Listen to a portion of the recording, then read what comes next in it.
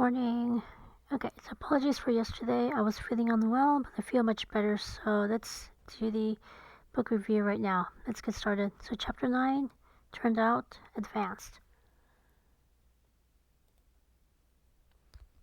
Back at Chris's workplace, Bob was a top salesperson making $80,000 a year. Since Chris was only making $30,000, he had to figure out what he needed to do to make that much money.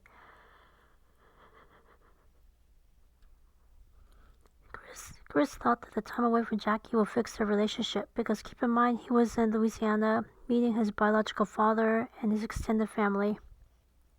However, as soon as Chris returned, all the stress, all the unresolved frustration returned.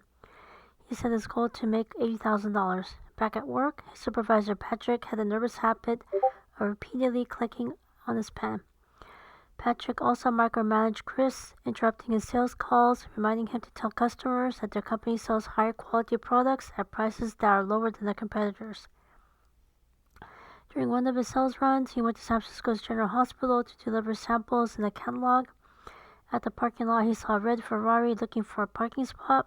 When Chris asked him what he does for a living and how he got the job, the other driver answered, "Stockbroker," with the brokerage firm's name. When he heard the man's salary, it was the same as Bob. It's basically a sales job, convincing people to give him money. He's got his current job without knowing anything about sales. How much more difficult could it be to become a stockbroker? He asked his personal knowledge questions, from the daily duties to stories about various companies to investment ideas. So while he continued making sales runs, he interviewed at several brokerage firms to get his foot in the door. One by one, he was told no. It wasn't racism, although he was the only black person to apply. It was placeism. It's not what you know, but who you know, what social networks do you currently have, and how much money you currently have in your own bank account. Meanwhile, Supervisor Patrick was getting suspicious. Chris kept dropping the ball on appointments and meetings. Jackie also had misgivings about Chris becoming a stockbroker. It requires at least 2 advanced degrees because she has friends who are stockbrokers, and they both have MBAs. Finally, he found a brokerage firm who was willing and able to give him a chance, E.F. Hutton. When he went to his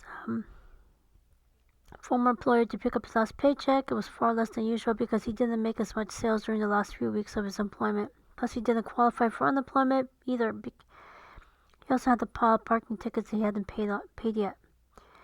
When he got his new job, they told him the person who hired him was fired. So Chris has no job. He quit one job only to find out that the job he was promised does not exist. When he left the building, it was raining. When he got home, Jackie was not happy. The father of their baby doesn't have a job and the bills are continuing to pile up.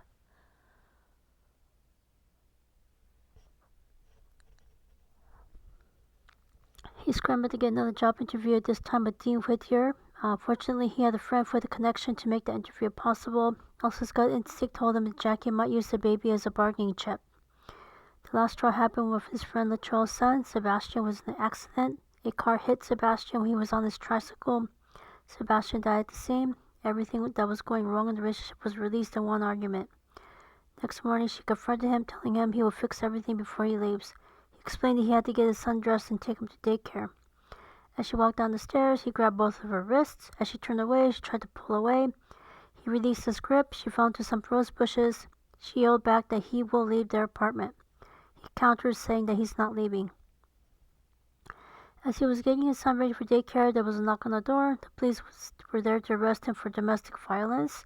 He tried to explain his side of the story with proof that there wasn't any domestic violence.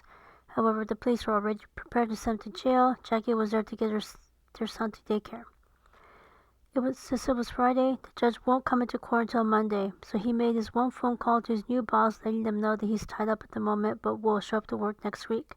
Fortunately, the boss was understanding and told him that would be okay.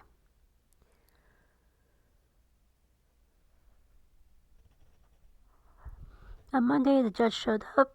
He mentioned parking tickets Chris owes. Chris said that he doesn't have any money. The judge ordered him 10 more days in the county jail. The county jail was in one of the hottest places of the county.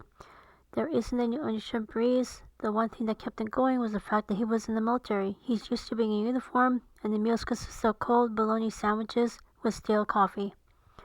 To see more contact lenses, they need to be placed in a saline solution. When he asked to see the doctor, he was sent into solitary confinement instead. He asked to be allowed to attend Latrell's funeral, again denied. At the end of 10 days, he was sent back to Berkeley to go before the judge. He was able to get a Latino inmate to make one more phone call. He asked his boss to reschedule the next meeting the following day. Fortunately, the boss said it's okay. However, his legal ordeal with Jackie did not end. He was set to show up to court in several weeks' time. When he went back to his apartment, it was empty. No Jackie, no Chris, no furniture, no curtains. He asked the neighbor what is going on. The neighbor only told him he should not have hit Jackie. So he turned to the one person who could house him temporarily, Latrell's mother. Although she was grieving, she let him crash at her place. When he tried to sleep, one question kept him awake. Where is his son? Now keep in mind, legally he's still married to his first wife. They're still going through their divorce, and now with the mother of his baby, they're both gone. So questions, comments, constructive criticisms, let me know. And then tomorrow I will go over the next chapter. So questions, comments, constructive criticisms, let me know, and I shall see you next time. Take care.